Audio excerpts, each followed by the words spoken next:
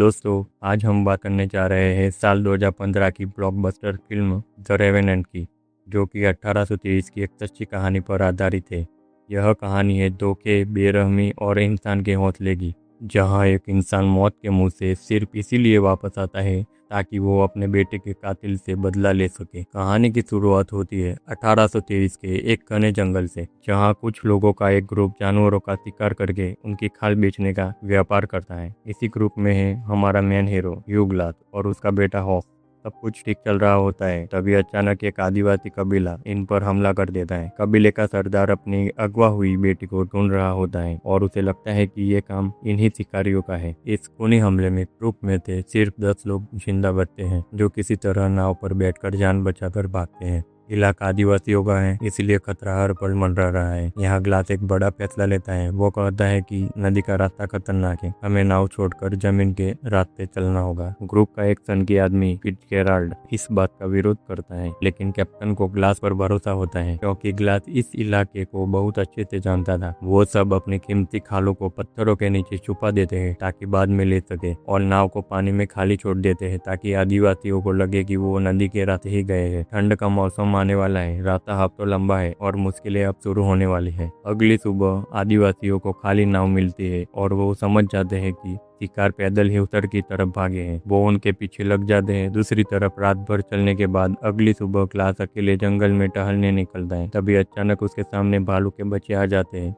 इससे पहले कि ग्लास कुछ समझ पाता, एक विशालकाय मादा भालू उस पर जानलेवा हमला कर देती है। यह 3 रोंगटे खड़े कर देने वाला है। भालू ग्लास को पटकता है, उसकी पीठ और गले को बुरी तरह फाड़ देता है। ग्लास किसी तरह बंदूक उठाता है और भालू को गोली मारता है, लेकिन भालू फिर हमला करता है। आखिरी सांस तक लड़ते हुए ग्लास अपने चाकू दे भालू पर ताबड़तोड़ वार करता है। दोनों ढलान से नीचे गिरते हैं। भालू तो मर जाता है, लेकिन ग्लास भी लगभग अधमरा हो चुका होता है। उसका पैर टूट चुका है, गला फटा है और वो हिल भी नहीं पा रहा है। बाकी साथी ग्लास को ढूंढते हुए वहां पहुंचते हैं। उसकी हालत देखकर सबको लगता है कि ये 1 घंटा भी जिंदा नहीं बचेगा। वो उसे स्ट्रेचर पर लेकर आगे बढ़ते हैं, लेकिन पहाड़ी रास्तों पर एक अधमरे इंसान को ले जाना नामुमकिन था। कैप्टन मजबूरी में ग्लास को गोली मारने वाला होता है। तभी ग्लास का बेटा हॉक उसे रोक लेता है। कैप्टन 3 लोगों को एक ऑफर देता है, जो कोई भी ग्लास के आखिरी वक्त तक उसके साथ रुकेगा और मरने के बाद उसका अंतिम संस्कार करेगा, उसे इनाम मिलेगा। ग्लास का बेटा हॉक और ब्रिजर अपने हिस्से का इनाम फिट्जगेराल्ड को देने को कहते हैं। लालची फिट्जगेराल्ड इनाम के लिए रुक जाता है और बाकी टीम आगे बढ़ जाती है। फिट्जगेराल्ड को जल्दबाजी थी। एक शाम जब बाकी कोई नहीं होता तो वो ग्लास के पास आता है और कहता है, तुम्हारी वजह से हम सब मारे जाएंगे, तुम मर क्यों नहीं जाते? और वो ग्लास का मुंह दबाकर उसे मारने की कोशिश करता है। तभी ग्लास का बेटा हॉक वहां आ जाता है और फिट्जगेराल्ड पर बंदूक तान देता है, लेकिन फिट्जगेराल्ड चालाक और बेरहम था। वो हॉक से बंदूक छीनता है और ग्लास की आंखों के सामने उसके इकलौते बेटे का चाकू से कत्ल कर देता है। ग्लास का गला फटा हुआ था, वो चीख भी नहीं सकता था,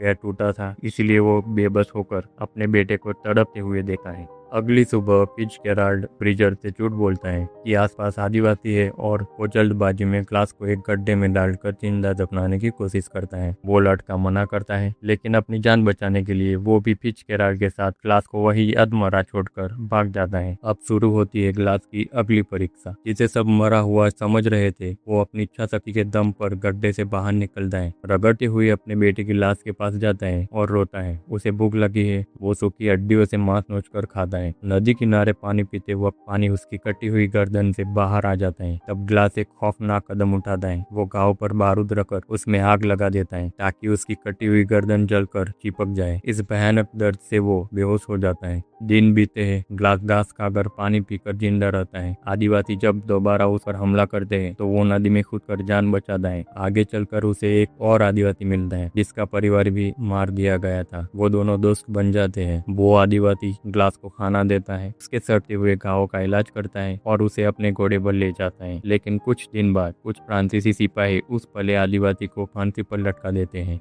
ग्लास वहां पहुंचता है, एक लड़की को फ्रांसीसी सैनिकों से बचाता है और उनका घोड़ा चुरा कर भाग जाता है। आदिवासी पीछा करते हैं और ग्लास घोड़े समेत एक बहुत गहरी खाई में गिर जाता है। घोड़ा मर जाता है, लेकिन भयंकर ठंड से बचने के लिए ग्लास मरे हुए घोड़े का पेट चीरता है। उसके अंदर का तारा हिस्सा बाहर निकालकर खुद रात भर उस घोड़े के पेट के अंदर सोता है ताकि वह ठंड से बच सके। दूसरी तरफ फिच और ब्रीजर कैंप पहुंच चुके होते हैं और ब्रीजर का मुंह बंद रखवा कर फिट्जगेराल्ड कैप्टन से झूठ बोलकर कैसे हड़प चुका होता है।